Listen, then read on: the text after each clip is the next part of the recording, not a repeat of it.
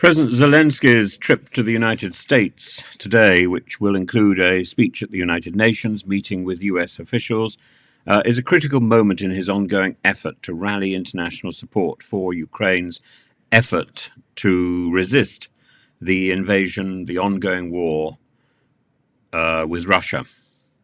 And his trip is not just about seeking more aid, but about subtly addressing internal US political dynamics, especially criticisms that might be aimed, implicit or otherwise, at the former President Donald Trump and the Ohio Senator J.D. Vance.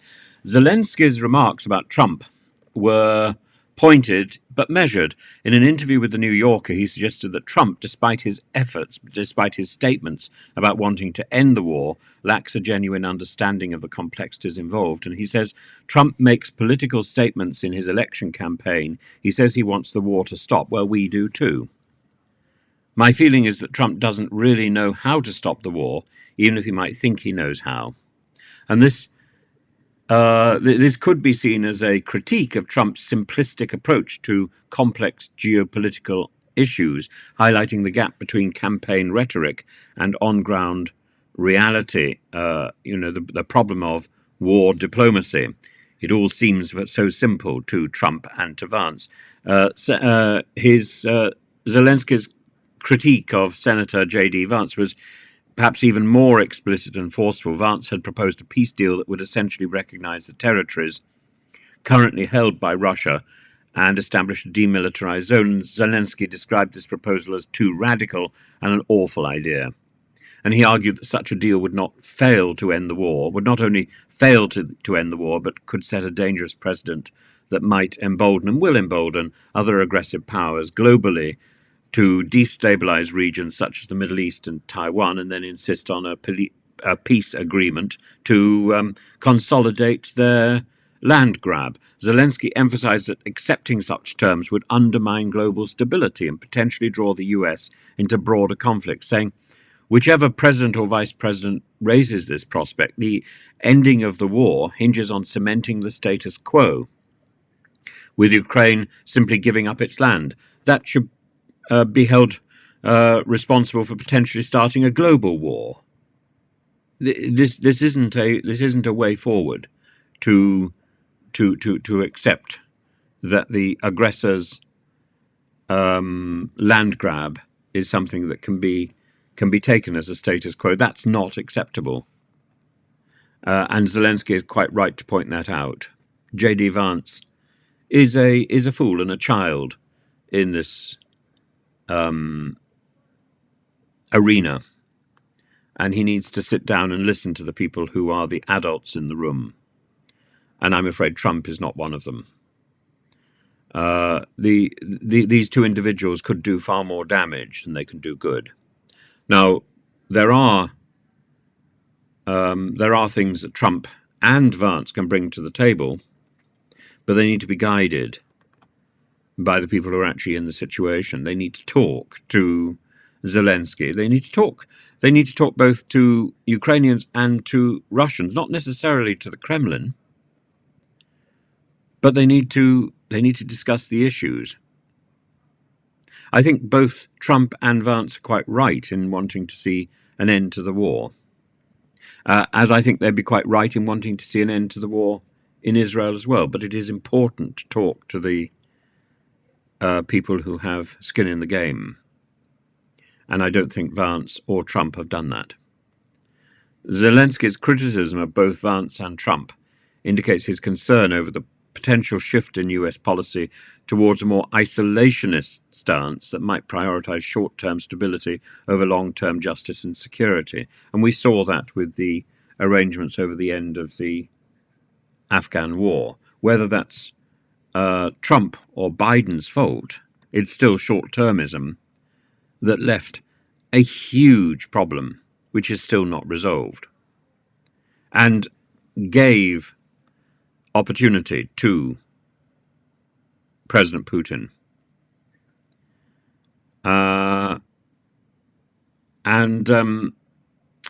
In the political context in the US, where support for continued military aid to Ukraine is becoming a contentious issue, these remarks can be interpreted as a warning against underestimating the broader implications of the war in Ukraine and the risks of pursuing hasty, superficial peace. Zelenskyy knows what he's talking about. And his visit to the US and his criticisms of Trump and Vance are a reminder of the complexities of the Ukrainian conflict and the potential global repercussions of US foreign policy decisions. They're also a rebuke to the to those people who've been seduced by the propaganda put out through the Republican Party, particularly through organizations like Tenet, that have been funded by Moscow. And I'm very sympathetic to people who've been won over by that sort of propaganda, because it's extremely efficient and extremely effective, but it is nevertheless wrong. And the comments under my videos are peppered with references to facts which are not facts. One of the problems with social media is that it distances us from fact, so that everything becomes an accepted opinion, not a fact. And it becomes much harder to say, oh, this is a fact, this is an opinion. I try very hard to establish that what I put out are opinions, because I'm not in a position to fact check the original sources. I'm simply not in that position, and that's not about looking at different opinions and saying this is my conclusion. That's still an opinion. I base a lot of my information and a lot of my comments on reading original texts, whether these are telegram messages in Russian or Ukrainian or whatever, or whether these are newspaper articles in international magazines and newspapers. I try not, and then I look at the gossip, the Daily Mails, the Telegraphs, the Spiegel, and these sort of rags, and there is no one authentic source of information anymore in this extraordinarily diverse journalistic environment. Fact-checking has become almost impossible unless you are on the ground. If you're on the ground and you witness Russia using phosphorus, Russia using butterfly bombs, or if you know somebody who has direct evidence of that, that is fact-checking. I'm in the position where I've actually got that. But, you know, the majority of people don't have that information. I understand. And the majority of people are relying on the sort of rubbish put out by Fox. So Zelenskyy's plea for continued support is not just about Ukraine's sovereignty, but also about maintaining a global order that doesn't reward aggression and coercion. And that is a simple statement. And that isn't something that needs to be fact-checked. That is something that can be accessed simply through basic principles of ethics, philosophy, and opinion.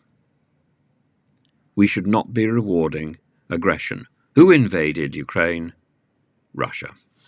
They should not be rewarded.